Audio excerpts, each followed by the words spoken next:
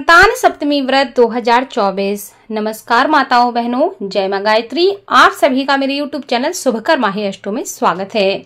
आज के इस वीडियो में जानेंगे संतान सप्तमी व्रत के बारे में।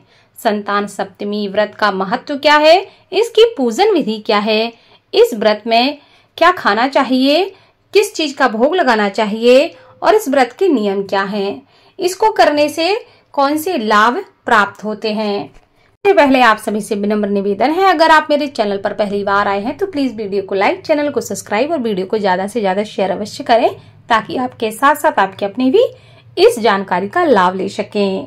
हमारे हिंदू धर्म शास्त्र में भाद्रपद मास का विशेष महत्व बताया गया है। हिंदू पंचांग के अनुसार भाद्रपद मास में भगवान श्री कृष्ण का जन्म हुआ था, इसलिए भाद्रपद मास में भगवान श्री कृष्ण का पूजन किया जाता है। हिंदू पंचांग के अनुसार संतान सप्तमी हर वर्ष भाद्रपद मास के शुक्ल पक्ष की सप्तमी तिथि को होती है, जिसे अलग अलग नामों से भी जाना जाता है। हर जगह यह अलग अलग नामों से प्रचलित है। कहीं कहीं इसको ललिता सप्तमी, अनंत सप्तमी, संतान सप्तमी, संतान सातें, इन विभिन्न नामों से जाना जाता है। यह व्रत संतान प्राप्ति के लिए रखा जाता है और संतान संबंधी कोई भी समस्या हो उसको दूर करने के लिए रखा जाता है। माना जाता है कि जो महिलाएं इस व्रत को करती हैं, उनके समस्त प्रकार के जीवन के कष्ट दूर होते हैं और भगवान शिव और माँ गौरी की कृपा से उनके जीवन में खुशियां आती हैं। संतान संबंधी कैसी भी कोई भी समस्या हो, इस व्रत को करने से संतान संबंधी समस्त समस्याएं समाप्त हो जाती हैं। शास्त्रों के अनुसार ऐसी मान्यता बताई गई है कि संतान सप्तमी के दिन पुत्रवती महिलाएं अपने पुत्रों की मंगल कामना के लिए इस व्रत को करती हैं, कि जीवन में सुख समृद्धि के लिए, उनकी प्रगति उन्नति के लिए वह भगवान शिव और माँ पार्वती का पूजन करती हैं। वही कुछ महिलाएं पुत्र प्राप्ति के लिए और संतान प्राप्ति के लिए इस व्रत को संतान साते के नाम से जाना जाता है और इसलिए वह इस व्रत को करती हैं, जिससे निसंतान को भी संतान की प्राप्ति हो जाती है। इस व्रत को महिलाओं के अलावा पुरुष भी रख सकते हैं। माता पिता दोनों ही इस व्रत को कर सकते हैं। ऐसा करने से और भी ज्यादा शुभ फल की प्राप्ति होती है और संतान संबंधी समस्या जल्द से जल्द दूर हो जाती है। मुहूर्त के अनुसार 2024 में संतान सप्तमी जो है वह 10 सितंबर दिन मंगलवार को मनाई जाएगी। भाद्रपद मास की सप्तमी तिथि जो है वह 9 सितंबर 2024 को रात्रि में 9:53 से प्रारंभ हो रही है। भाद्र मास की सप्तमी तिथि जो है वह 10 सितंबर 2024 को रात्रि में 11:11 पर समाप्त हो जाएगी। इस प्रकार यह जो पर्व है वह 10 सितंबर को मनाया जाएगा, जो कि दिन मंगलवार को पड़ रहा है। इस तारीख को आप प्रातः 6:27 से लेकर प्रातः 8 बजे तक पूजा कर सकते हैं। इसके अलावा आप प्रातः 9:32 से लेकर 11:05 दोपहर तक भी पूजा कर सकते हैं। यह भी शुभ मुहूर्त है। संतान सप्तमी की पूजा दोपहर से पहले ही कर लेनी चाहिए, इसलिए 10 सितंबर के दिन आप इन दो शुभ मुहूर्त में जो भी आपको सही लगे उस समय आप पूजा कर सकते हैं। हिंदू धर्म शास्त्र में संतान सप्तमी का विशेष महत्व बताया गया है, इसलिए इस दिन महिलाएं कुछ विशेष बातों का ध्यान अवश्य रखें। संतान सप्तमी के दिन सभी व्रती महिलाओं को पूरे का भोग लगाना चाहिए और उसी को खाकर व्रत का पारण करना चाहिए। इसके अलावा सभी व्रती महिलाओं को कुछ और नहीं ग्रहण करना चाहिए।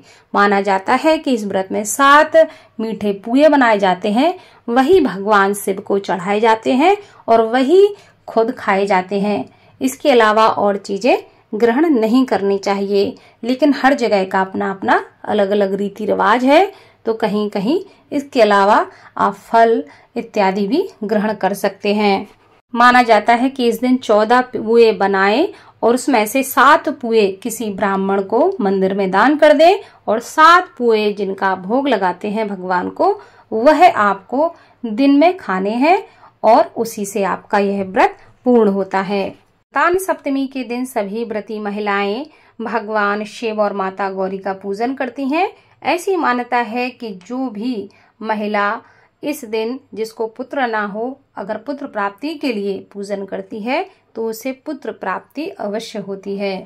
इस दिन महिलाओं को संतान सप्तमी का अगर आपकी कोई विशेष कामना है या संतान संबंधी कोई विशेष समस्या आपके जीवन में है तो आप इस व्रत को निर्जला भी रख सकती हैं। ऐसी मान्यता है कि संतान सप्तमी के दिन जो महिला भगवान शिव को सूती डोरा अर्पित करती है या चांदी का एक कड़ा होता है जिसमें 7 लाइनें बनी होती हैं, वह भगवान शिव को समर्पित करती है और पूजा के बाद, धूप दीप के बाद, होम के बाद उसको उठाकर अपने बाएं हाथ में पहनती हैं तो ऐसा करने से भगवान शिव की कृपा होती है और संतान संबंधी समस्याएं दूर होती हैं। अगर किसी महिला के पास चांदी का कड़ा ना हो तो ऐसे में उसको एक कलावा ले लेना चाहिए जिसमें 7 लाइनें होनी चाहिए, मतलब 7 धागे होने चाहिए कलावे के और उनमें 7 गांठें लगा देनी चाहिए। उसके बाद वह भगवान शिव माँ गौरी को अर्पित कर देनी चाहिए और जब सारी पूजा समाप्त हो जाए, कथा हो जाए, जब आपकी पूजा संपूर्ण हो जाए उसके बाद होम के ऊपर उसको 7 बार घुमाकर आप अपने हाथ में पहन सकती हैं। उससे भी उतना ही लाभ प्राप्त होगा जितना आपको चांदी की चूड़ी से।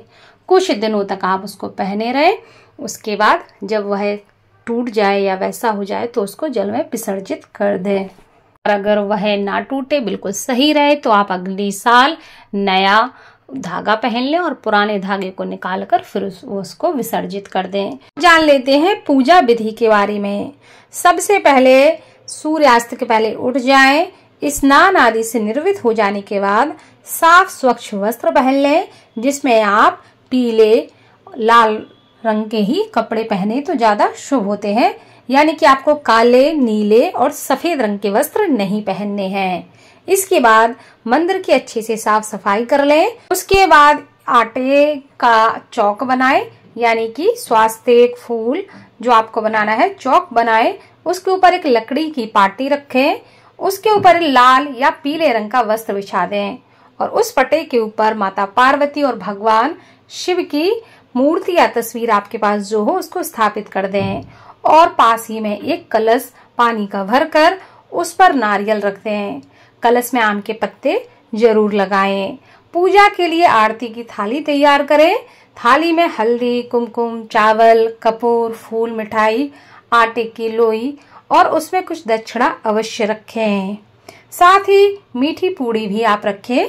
जैसे कि आपको 14 पूड़ी बनानी है तो जिसमें से 7 पूड़ी आपको किसी ब्राह्मण को या अगर ब्राह्मण ना मिले तो किसी कन्या को जो खा ले उसको आपको दान करनी है दक्षिणा के साथ, और 7 जो पुए हैं वो आपको स्वयं ग्रहण करने हैं जिससे आपका व्रत पूरा होगा।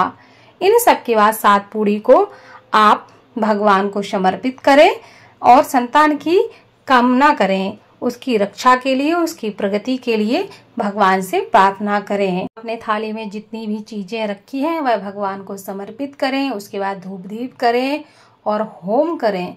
उसके बाद आपको भगवान को, शिव को, माँ पार्वती को एक कलावा अर्पित करना है। अगर आपके पास धागा है तो धागे में 7 गांठें बांधकर आप अर्पित करेंगे और अगर धागा नहीं है तो आपके पास चांदी की अगर चूड़ी है तो उसको आप समर्पित करेंगे। उसके बाद कथा और जब सारी पूजा आपकी संपन्न हो जाए उसके बाद आपको उस कड़े को या उस कलावे को अपने हाथ में धारण करना है और आपको अंत में मीठे पुए खाकर ही व्रत का पारण करना है। यानी कि आपको 7 पुए आप चाहें तो दिन में एक बार में सारे खा लें या आप चाहें तो दिन में आप उन 7 पुए को 2 बार में खा लें, ये आपकी ऊपर है। तो यह थी छोटी सी जानकारी कि आप इस व्रत को किस प्रकार कर सकते हैं।